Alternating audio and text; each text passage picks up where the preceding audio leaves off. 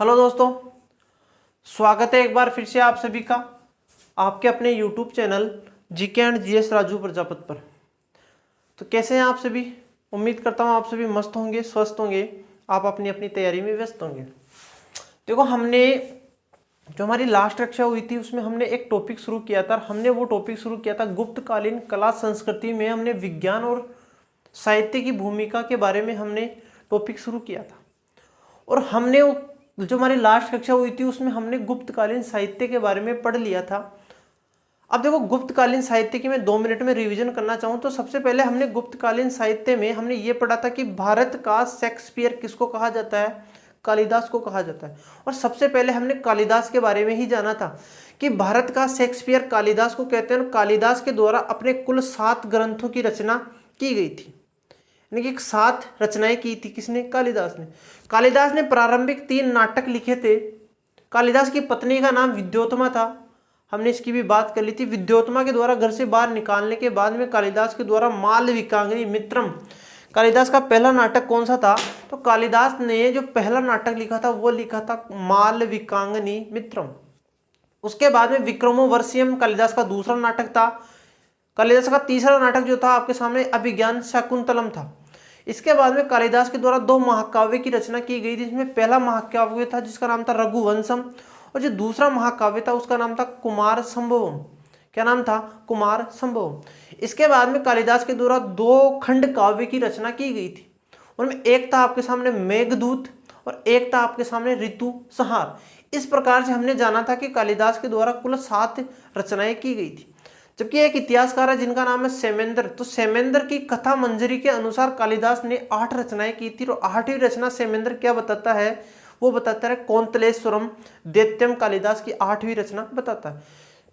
इसके बाद में देखो, हमने पढ़ा था विशाखदत्त कि विशाखदत्त ने कौन कौन सी रचनाएं की। तो विशाखदत्त ने आपके सामने मुद्रा राक्षस की रचना की थी।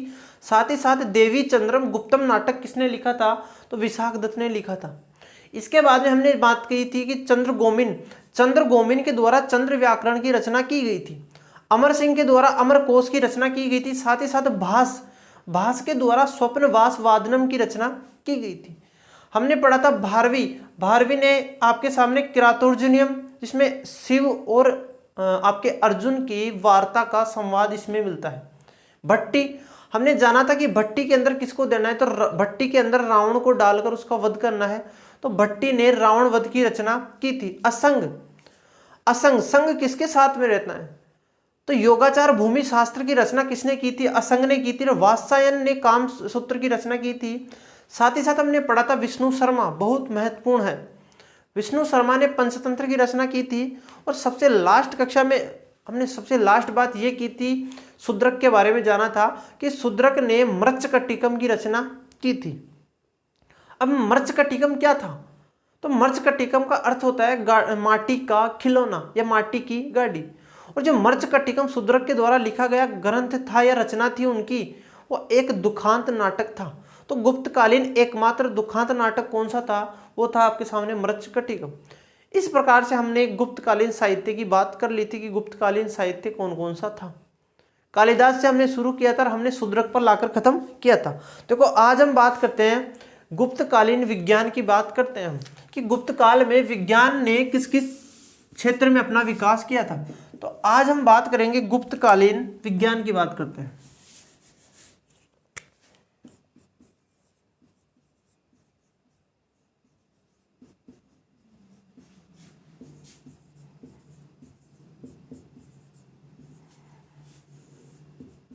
देखो, अब जिस प्रकार से हमने साहित्य शुरू किया था, साहित्य में हमने जाना था कि सबसे पहले साहित्य में किसका नाम आता है? तो सबसे पहले साहित्य में नाम आता है आपके सामने कालिदास का। उसी प्रकार जब हम गुप्तकालीन विज्ञान की बात करते हैं, विज्ञान का अध्ययन करते हैं, तो गुप्तकालीन विज्ञान के अध्ययन में सबसे पहले नाम आता है आपके सामने आर्यभट्ट का। अब आर्यभट्ट कौन था? तो आर्यभट्ट एक बहुत बड़ा विद्वान था और एक खगोल शास्त्री था। साथ ही साथ हम बात करें कि एक बहुत बड़ा गणितज्ञ भी था। तो हम बात करते हैं आर्यभट्ट की। तो गुप्तकालीन जो विज्ञान है उसमें सबसे पहले नाम आता है आपके सामने आर्यभट्ट का। अब देखो, यदि हम आर्यभट्ट की बात करें तो इनको कहा जाता है 5वीं सदी का वैज्ञानिक बोल सकते हो आप इनको, यानी कि इनका जन्म या इनका जो विकास काल हुआ था या इन्होंने अपना जो गुप्त काल में विकास कार्य किया है वो किस सदी में किया है, तो 5वीं सदी में किया था। तो इनके द्वारा 5वीं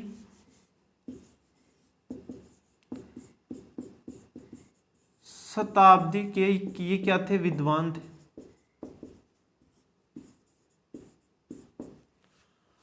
यदि मैं इनके जन्म की बात करूं तो इनका जन्म पाटलिपुत्र में हुआ था, यानी कि कुसुमपुर पाटलिपुत्र के निवासी थे।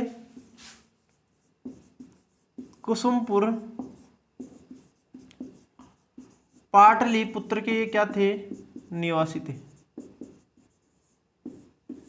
अब देखो, आर्यभट्ट को भारत का प्रथम ऐतिहासिक खगोल शास्त्री कहा जाता है। आपको थोड़ा सा ये ध्यान रखना है कि ये बहुत बड़े खगोल शास्त्री थे, इस कारण इनको भारत का प्रथम ऐतिहासिक खगोल शास्त्री कहा जाता है। और यह बहुत बड़े गणितज्ञ भी थे, क्योंकि गणित के क्षेत्र में जैसे पाई का मान किसने दिया, इन्होंने ही दिया। शून्य की खोज या आविष्कार किसने किया, इन्होंने ही किया। साथ ही साथ बीज गणित का आविष्कार किसने किया, इन्होंने ही किया। त्रिभुज का क्षेत्रफल का सूत्र किसने दिया, इन्होंने ही दिया। खगोल शास्त्र नक्षत्र के बारे में किसने बताया, इन्होंने ही बताया। सूर्य ग्रहण और चंद्र ग्रहण के बारे में किसने बताया, आपके सामने आर्यभट्ट ने ही बताया। और गुप्त काल का ये एक महत्वपूर्ण व्यक्ति था, ठीक है। तो इनको कहते हैं भारतीय इतिहास का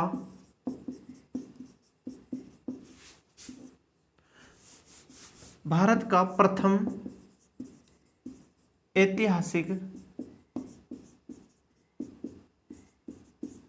ऐतिहासिक खगोल शास्त्री।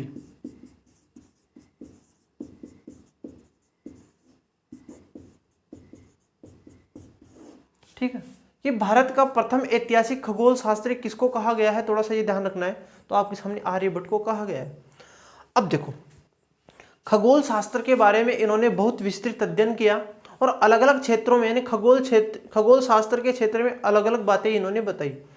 सबसे पहले इन्होंने बताया कि सूर्य ग्रहण होता है और चंद्र ग्रहण भी होता है। तो सर्वप्रथम किसने बताया था, तो सर्वप्रथम गुप्त काल में सूर्य ग्रहण और चंद्र ग्रहण के बारे में जानकारी किसने दी थी, तो आपके सामने आर्यभट्ट ने दी थी। तो सूर्य ग्रहण व चंद्र ग्रहण की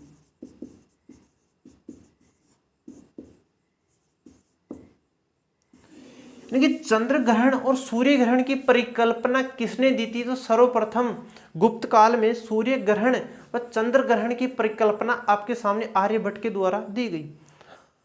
ये तो हो गई इनकी खगोल शास्त्र की एक बात। अब देखो, ये बहुत बड़े गणितज्ञ भी थे। क्या थे,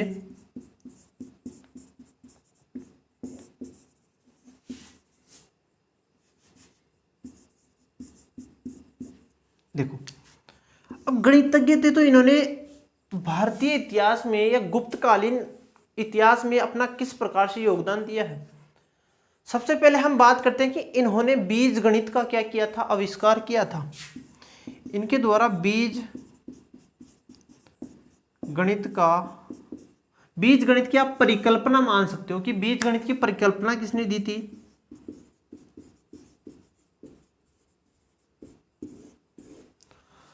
साथ ही साथ मैं बात करूं कि दशमलव पद्धति की परिकल्पना या दशमलव पद्धति की व्याख्या किसने की थी, तो गुप्त काल में दशमलव पद्धति की व्याख्या भी आपके सामने आर्यभट्ट के द्वारा की गई थी।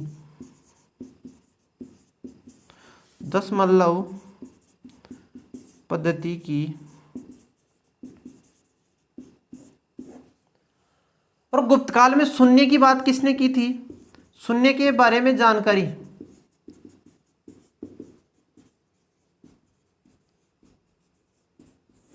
शून्य के बारे में भी इन्होंने जानकारी दी थी।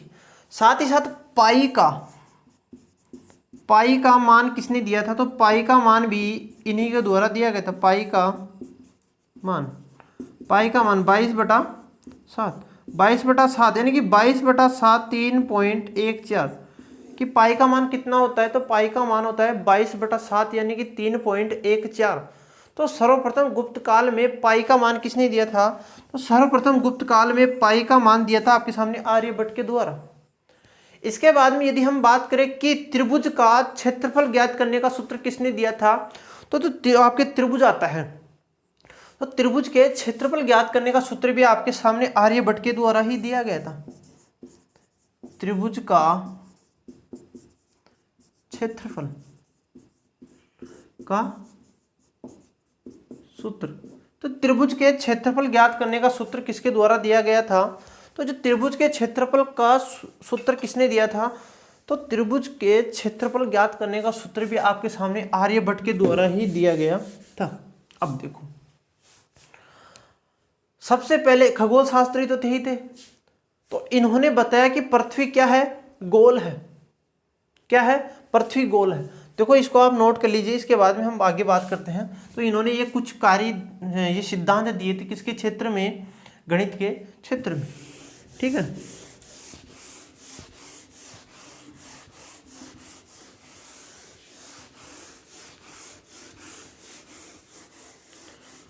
और इन्होंने पृथ्वी के बारे में एक मत दिया था कि पृथ्वी क्या है,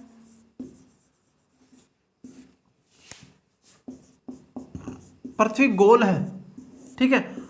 पृथ्वी गोल है और सूर्य के चारों ओर चक्कर कौन लगाती है, पृथ्वी सूर्य के चारों ओर चक्कर लगाती है। यस, सूर्य के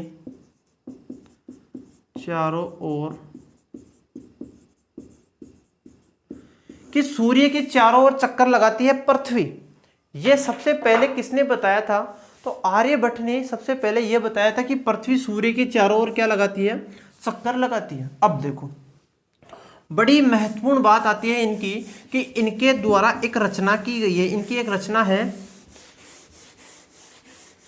इनके द्वारा एक ग्रंथ की रचना की गई है जिसका नाम है आर्यभट्टियम। बहुत ही महत्वपूर्ण ग्रंथ है, इसके कितने भाग है, 4 भाग है। उसका आपके सामने जो है यूनानी भाषा में भी उसका अनुवाद किया गया है, ठीक है, उसकी भी हम बात करते हैं। तो इनके द्वारा एक महत्वपूर्ण बात आती है कि इनके द्वारा एक ग्रंथ की रचना की गई है जिसका नाम है आर्यभट्टियम। कौन सा ग्रंथ है, तो इनके द्वारा लिखा गया है आर्यभट्टियम।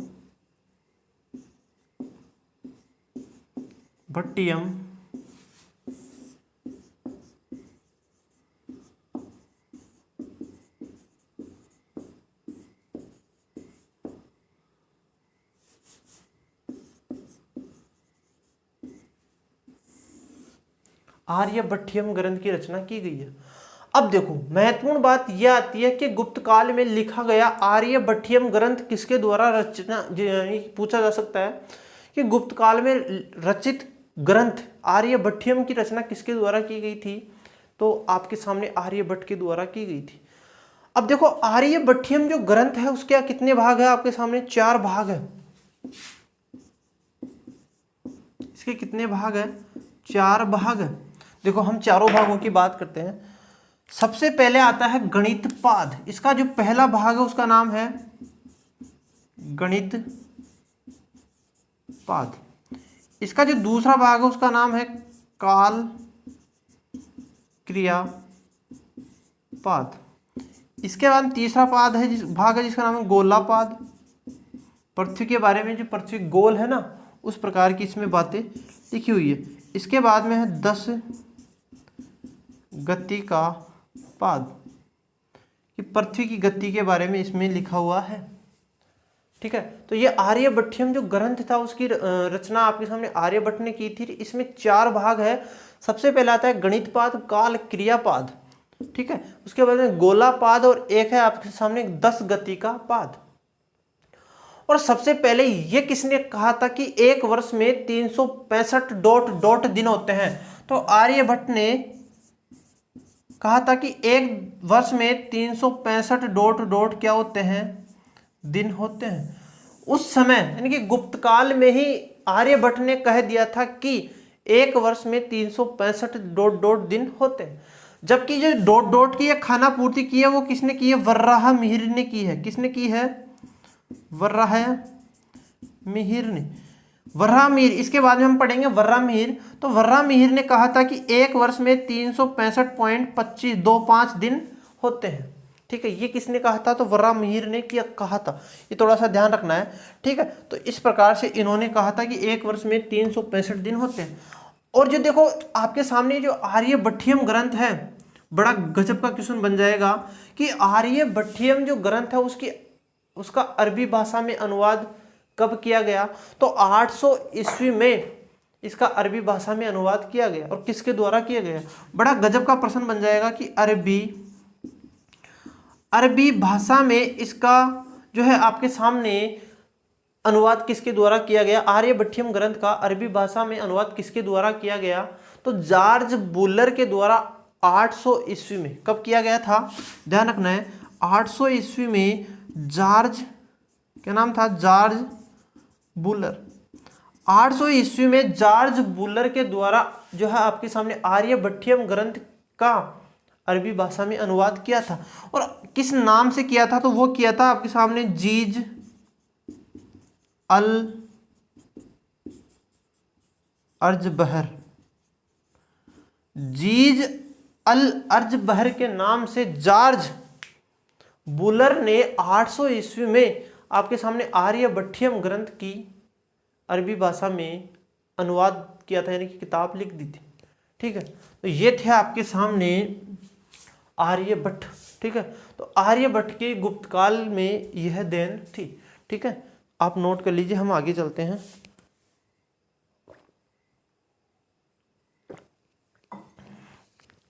और हमने जो बात की है ना कि एक वर्ष में 365 डॉट, यानी कि इन्होंने आगे लिखा नहीं, डॉट लगा दिए इन्होंने कि एक दिन में 165 और कुछ दिन होते हैं। ये बात तो कही थी आपके सामने आर्यभट्ट ने। जबकि आर्यभट्ट के बाद में हम पढ़ने वाले हैं वराहमिहिर। अब हम वराहमिहिर के बारे में पढ़ेंगे। तो वराहमिहिर ने सबसे पहले ये स्पष्ट कर दिया था कि एक वर्ष में 365.2.5 दिन होते हैं। ठीक है,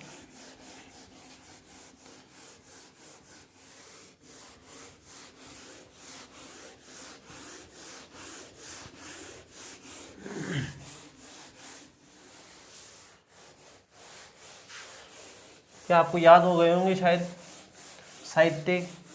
ये ग्रंथ कई बार एग्जाम में पूछे गए हैं स्पष्ट, जिनमें सबसे महत्वपूर्ण है एक तो आपके शूद्रक वाला, इसके बाद विष्णु शर्मा, कालिदास वाले जो ग्रंथ है वो सारे सारे महत्वपूर्ण हैं। ठीक है, देखो आगे हम चलते हैं। आगे हम पढ़ने वाले हैं 2 नंबर पर हम पढ़ेंगे वराहमिहिर। किसके बारे में पढ़ेंगे? तो हम 2 नंबर पर पढ़ने वाले हैं वराहमिहिर।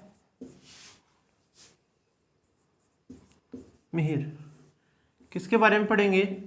वराहमिहिर। अब देखो, यदि मैं वराहमिहिर के निवास स्थान की बात करूं कि वराहमिहिर का निवास स्थान कहाँ था, तो वराहमिहिर का जो निवास स्थान था वो था आपके सामने उज्जैन। यानी कि कहाँ के निवासी थे?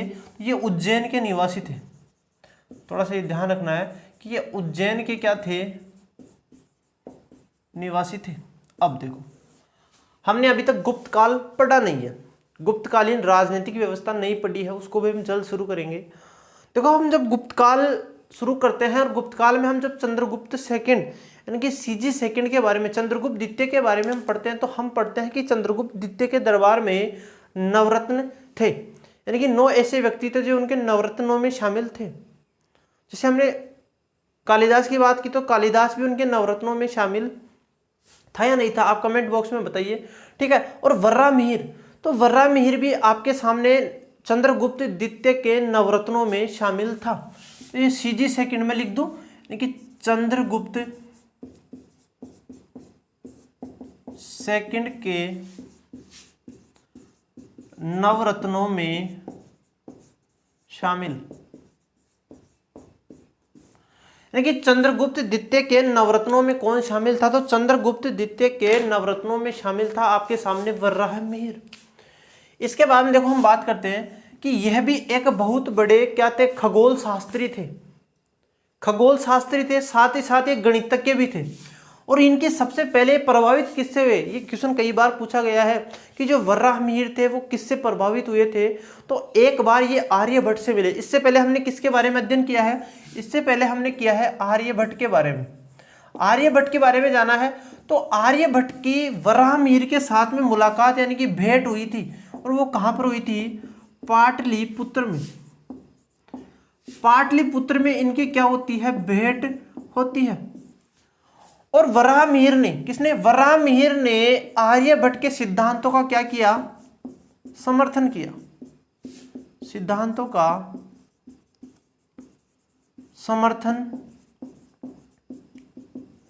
समर्थन किया। और ये वराहमिहिर भी बहुत बड़े क्या थे, तो ये भी खगोल शास्त्री थे। क्या थे, खगोल, इन्होंने भी खगोल शास्त्र के बारे में बहुत सी रचनाएं की है, बहुत सी बातें कही है। साथ में गणितज्ञ भी थे, साथ में क्या थे, ये गणितज्ञ भी थे। अब देखो इनकी कुछ महत्वपूर्ण बात करते हैं कि इन्होंने अपना किस किस प्रकार से योगदान दिया है गुप्त काल में। तो गुप्त काल में सबसे पहले राशि जो होती है ना, राशि नाम के आधार पर होती है राशि। तो राशियों के बारे में सबसे पहले किसने बताया था, तो वराहमिहिर ने कुल 12 राशि। तो 12 राशियों के बारे में सबसे पहले बताने वाला व्यक्ति कौन था, वराहमिहिर था। तो वराहमिहिर ने सबसे पहले कुल 12 राशियों की जानकारी दी थी। अब देखो हमने पढ़ा ये खगोल शास्त्री थे, तो देखो राशियों यानी खगोल शास्त्र के आधार से इन्होंने 12 राशियों क्या कर दी, खोज कर दी, जानकारी दे दी। साथ में गणितज्ञ थे, तो गणितज्ञ किस प्रकार से थे, तो इन्होंने वर्गमूल और घनमूल के बारे में सबसे पहले किसने बताया था, तो गुप्त काल में वर्गमूल व घनमूल के बारे में सबसे पहले आपके सामने वराहमिहिर के द्वारा बताया गया था। तो गणितज्ञ के रूप में इन्होंने क्या योगदान दिया है, तो इन्होंने बताया घनमूल साथ में वर्ग मूल का सिद्धांत दिया था इन्होंने।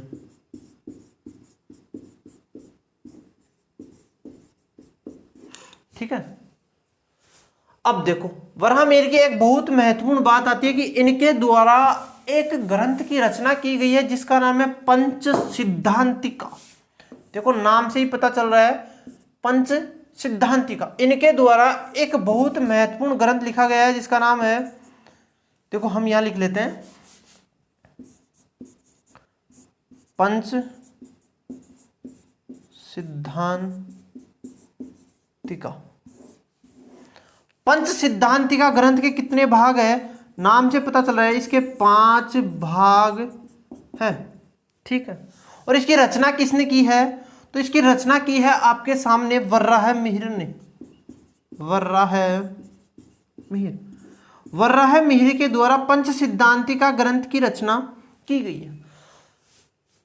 आर्यभट्टियम के कितने भाग थे, तो आर्यभट्टियम के थे आपके सामने 4 भाग, जबकि पंच सिद्धांतिका के आपके सामने है 5 भाग। गुप्त काल का सबसे महत्वपूर्ण ग्रंथ है ये और आर्यभट्टियम। ठीक है, जिसकी जॉर्ज वूलर ने अरबी भाषा में क्या किया था, अनुवाद किया था। अब देखो पंच सिद्धांतिका है, इसके 5 भाग है। देखो पांचों भागों की हम बात करते हैं। सबसे पहले है पितामह। कौन सा है, पितामह। इसका पहला भाग है आपके सामने पितामह। अब देखो पितामह इसका पहला भाग है।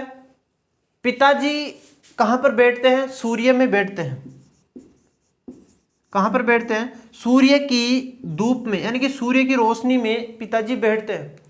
तो पिताजी रोज सूर्य की रोशनी में बैठते हैं तो उनके चेहरे पर, उनके शरीर पर चमक आ गई, और चमक को क्या बोलते हैं, पॉलिश बोलते हैं। क्या बोलते हैं, पॉलिश। इसका तीसरा जो भाग है उसका नाम है पॉलिश। अब पॉलिश आते ही शरीर पर आ जाती है रौनक। तो चौथा भाग है इसका रोमक, इसका चौथा भाग है। और इसका जो 5वां भाग है उसका नाम है रौनक। आते ही शरीर पर क्या हो जाता है, देखो मैं याद करवा देता हूं।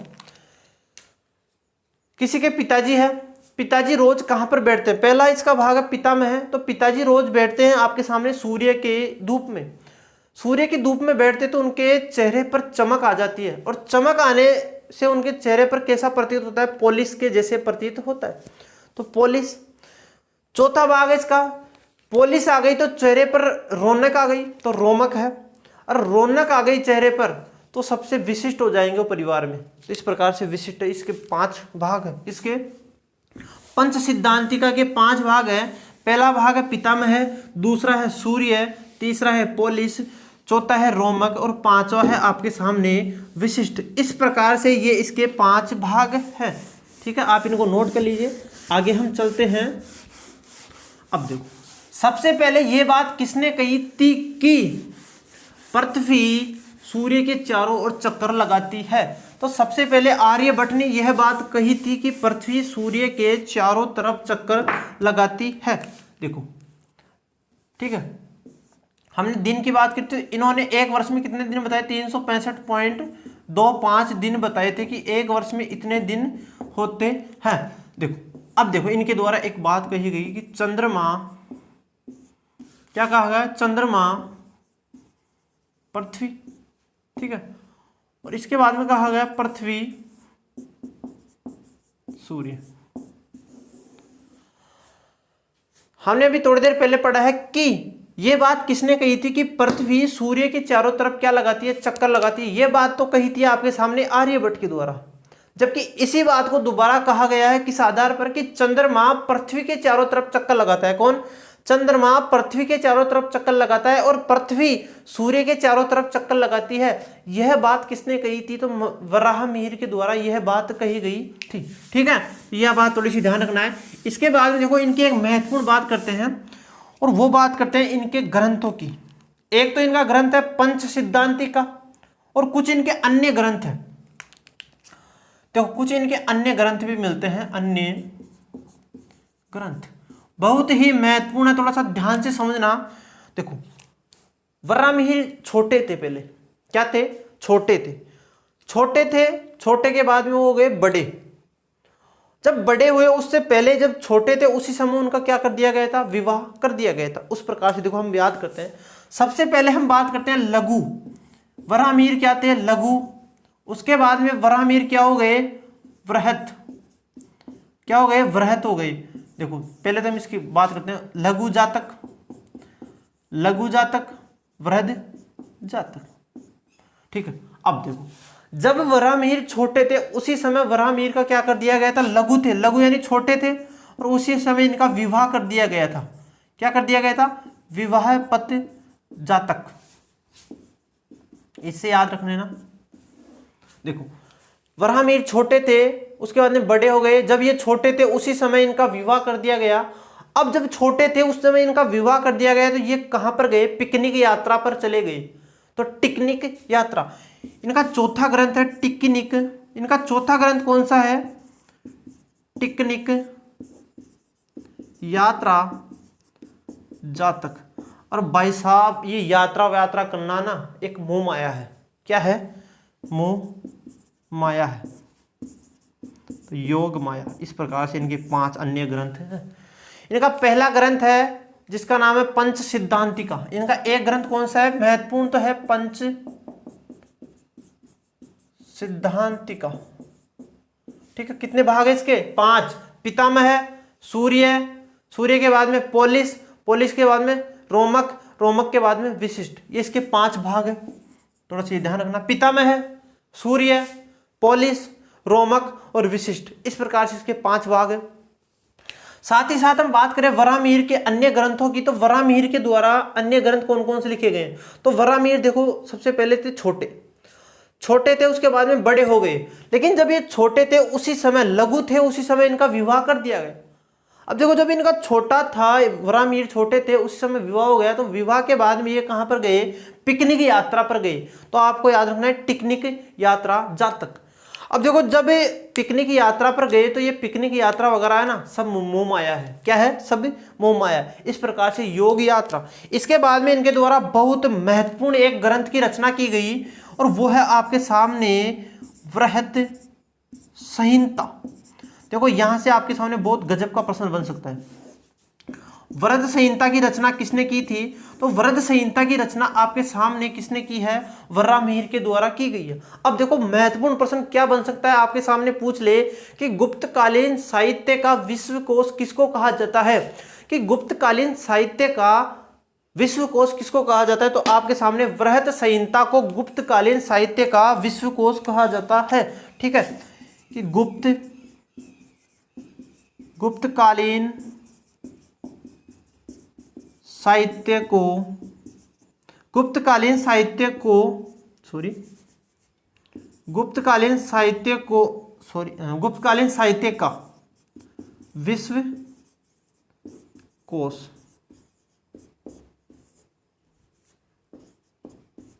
गुप्तकालीन साहित्य का विश्व कोश। साथ ही साथ हम बात करें गुप्तकालीन संस्कृति का विश्वकोश कि गुप्तकालीन साहित्य या गुप्तकालीन संस्कृति का विश्वकोश किसको कहा गया है? तो गुप्तकालीन संस्कृति का विश्वकोश या महाकोश भी एक शब्द और मिलता है जिसका नाम है महाकोश। थोड़ा सा ये भी आपको ध्यान रखना है, ठीक है। तो ये थे आपके सामने आर्यभट्ट और कौन थे? वराहमिहिर। देखो आगे हम चलते हैं, आगे हम बात करते हैं। आगे चले तो देखो आगे चलते हैं। तो दो हमारे हो गए, दो व्यक्तियों के बारे में हमने पढ़ लिया है। इसके बाद में एक व्यक्ति और आते हैं, वो भी बहुत महत्वपूर्ण है। नंबर 3 पर हम बात करेंगे, हमारे राजस्थान से उनका संपर्क है इसलिए महत्वपूर्ण हो जाते हैं। वैसे तो हम पढ़ रहे हैं इंडियन हिस्ट्री, लेकिन इंडियन हिस्ट्री में भी अब जो हम पढ़ेंगे उनका संबंध है किसके साथ में? ब्रह्मगुप्त का जो संबंध है वो आपके सामने जालोर, इनकी भीनमाल जालोर आपके सामने राजस्थान से है, इस कारण ये बहुत महत्वपूर्ण हो जाते हैं। हम पढ़ेंगे ब्रह्मगुप्त के बारे में। किसके बारे में? ब्रह्मगुप्त के बारे में। तो ब्रह्मगुप्त कहाँ के निवासी थे? सबसे पहले यही बात करते हैं। तो ब्रह्मगुप्त का जो निवास स्थान था वो आपके सामने भीनमाल जालोर बताया जाता है। कुछ इतिहासकारों के अनुसार इनका जो निवास स्थान है वो बताया जाता है भीनमाल जालोर। अब देखो भीनमाल जालोर बताया जाता है।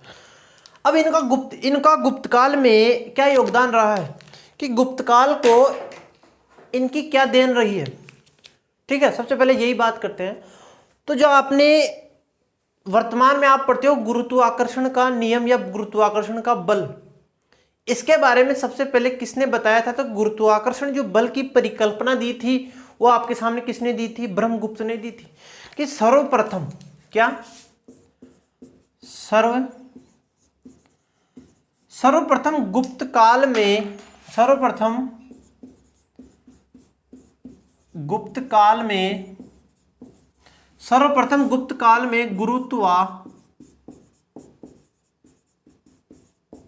गुरुत्वाकर्षण की परिभाषा या परिकल्पना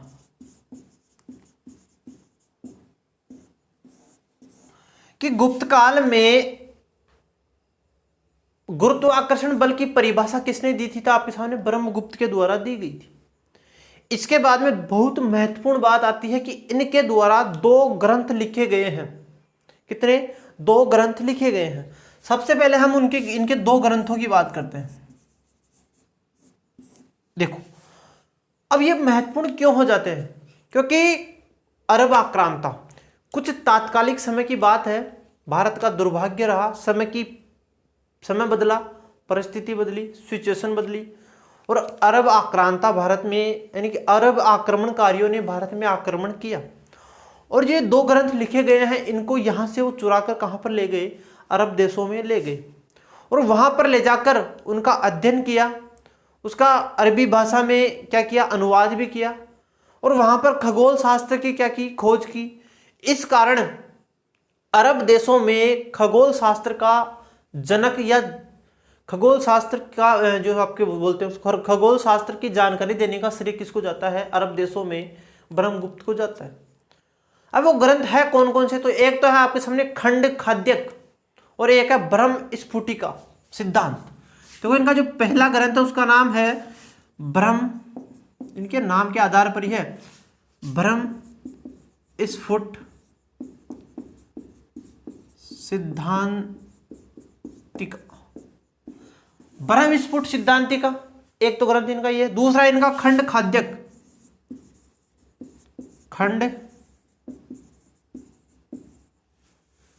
इनका दूसरा ग्रंथ है खंड खाद्यक, ठीक है। इस प्रकार से ये इनके 2 ग्रंथ हैं। अब समय की स्थिति बदली और अरब आक्रांताओं के द्वारा इन दोनों ग्रंथों को क्या? अरब आक्रांता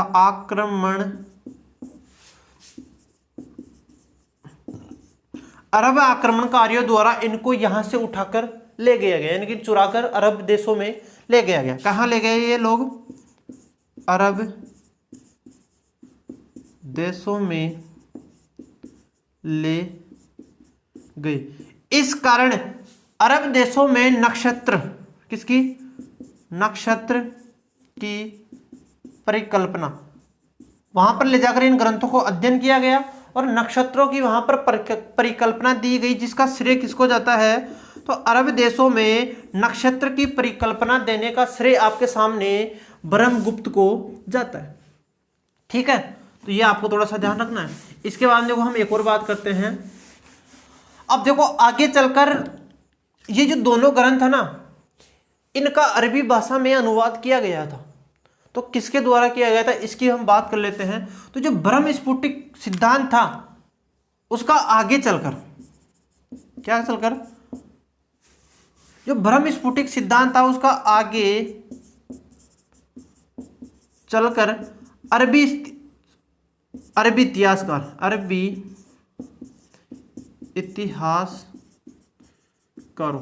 अरबी इतिहासकार था जिनका नाम था आपके सामने अल जाफरी ने इसका जो है आपके सामने जो किसका ब्रह्म स्फुटिक सिद्धांत का, मैं नाम लिख देता हूं आपके सामने, ब्रह्म स्फुट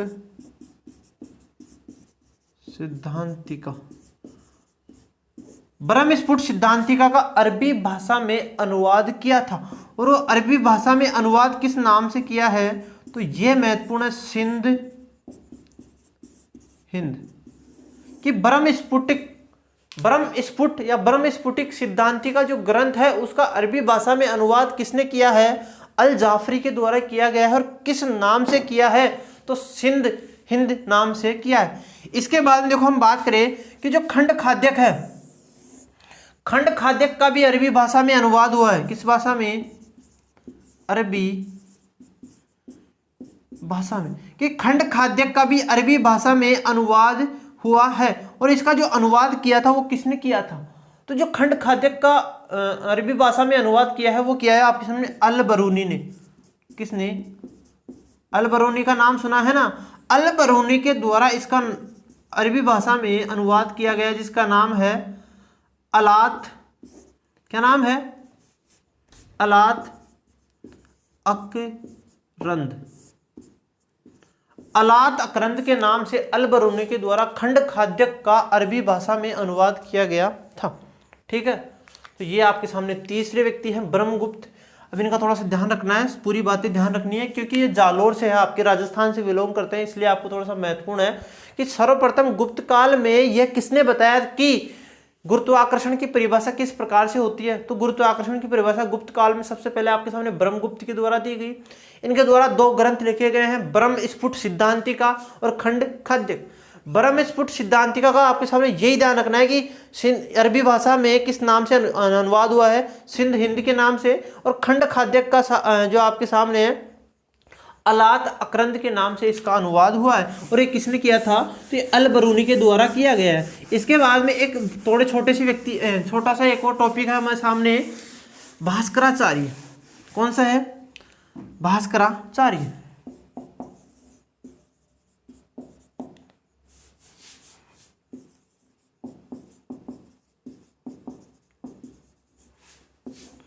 भास्कराचार्य देखो, भास्कराचार्य का संबंध भी आपके सामने 6वीं शताब्दी से है। 6वीं शताब्दी से किसका संबंध है? भास्कराचार्य का भी संबंध आपके सामने 6वीं शताब्दी से है। देखो सबसे एक ही बात ध्यान रखनी है इनकी कि गुप्त काल में जो परमाणु सिद्धांत की परिकल्पना दी गई थी वो आपके सामने भास्कराचार्य के द्वारा दी गई थी। परमाणु सिद्धांत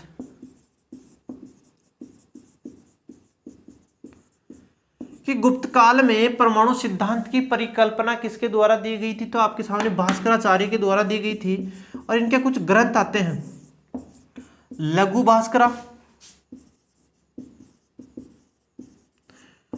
भास्कर्य एक ग्रंथ है इनका। दूसरा ग्रंथ है इनका वृहत भास्कर्य। और एक है इन्होंने आर्यभट्टियम किसने लिखा था? आर्यभट्ट के द्वारा एक ग्रंथ लिखा गया था जिसका नाम था आर्यभट्टियम। और आर्यभट्ट के ग्रंथ आर्यभट्टियम पर टीका किसने लिख दी? भास्कराचार्य के द्वारा आर्यभट्ट का जो ग्रंथ था आर्यभट्टियम, उस पर टीका लिख दिया आपके सामने भास्कराचार्य ने। और किस नाम से लिखी? आर्यभट्टियम। क्या नाम था? आर्यभट्टियम भाष्य। आर्यभट्टियम भाष्य। इसका दूसरा नाम क्या था? इसका दूसरा नाम मिलता है आपके सामने अस्मक मंत्र। यह महत्वपूर्ण हो जाता है। अस्मक मंत्र किसको कहा गया है? ठीक है, तो यह कहा गया है आपके सामने आर्यभट्टियम पर लिखी गई टीका थी उसको कहा गया। देखो बहुत जल्दी जल्दी हमें एक और बात कर लेते हैं। हम बात करते हैं, हमारा एक छोटा सा टॉपिक लगता है जिसका नाम है गुप्तकालीन चिकित्सक। देखो हम एक टॉपिक लेते हैं, छोटा सा है, बिल्कुल छोटा सा है, 5 से 7 नाम है।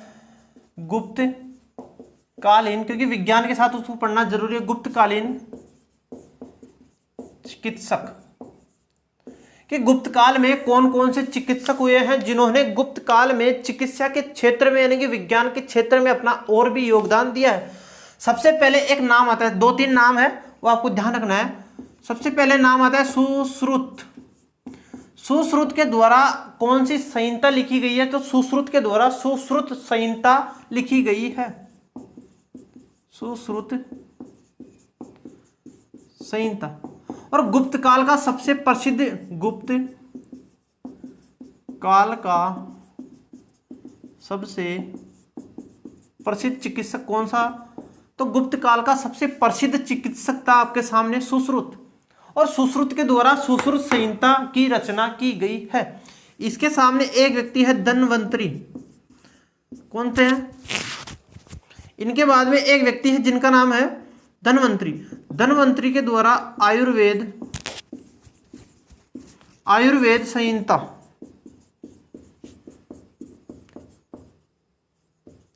कि धन्वंतरी के द्वारा आयुर्वेद संहिता ग्रंथ की रचना की गई है। कि आयुर्वेद संहिता ग्रंथ किसने लिखा था? तो जो आयुर्वेद संहिता ग्रंथ है वो आपके सामने धन्वंतरी के द्वारा लिखा गया है। इसके बाद में देखो हम बात करते हैं चरक। तो चरक ने चरक संहिता लिखी थी।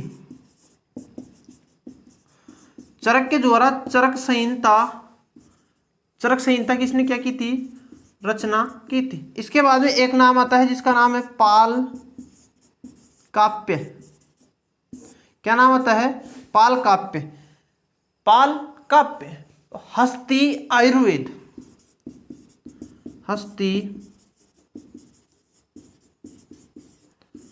हस्ती आयुर्वेद की रचना। देखो इसके बाद में एक आता है आपके सामने पाल काव्य हो गया, चरक हो गया, धन्वंतरी हो गया, सुश्रुत हो गया। 5वें नंबर पर आता है शालिहोत्र। इन्होंने लिखा था शालिहोत्र ने लिखा था अश्व शास्त्र।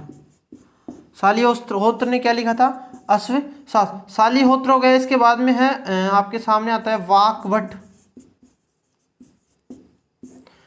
वाकभट ने क्या लिखा था? तो अष्टांग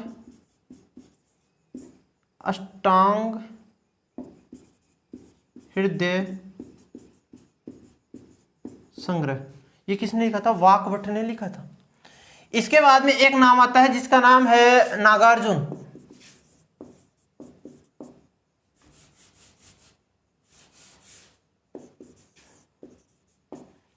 एक नाम और मिलता है जिसका नाम है आपके सामने नागार्जुन। देखो बहुत महत्वपूर्ण बात आती है कि नागार्जुन को क्या कहा जाता है? तो भारत का आइंस्टीन किसको कहा जाता है? तो भारत का आइंस्टीन नागार्जुन को कहा जाता है। भारत का आइंस्टीन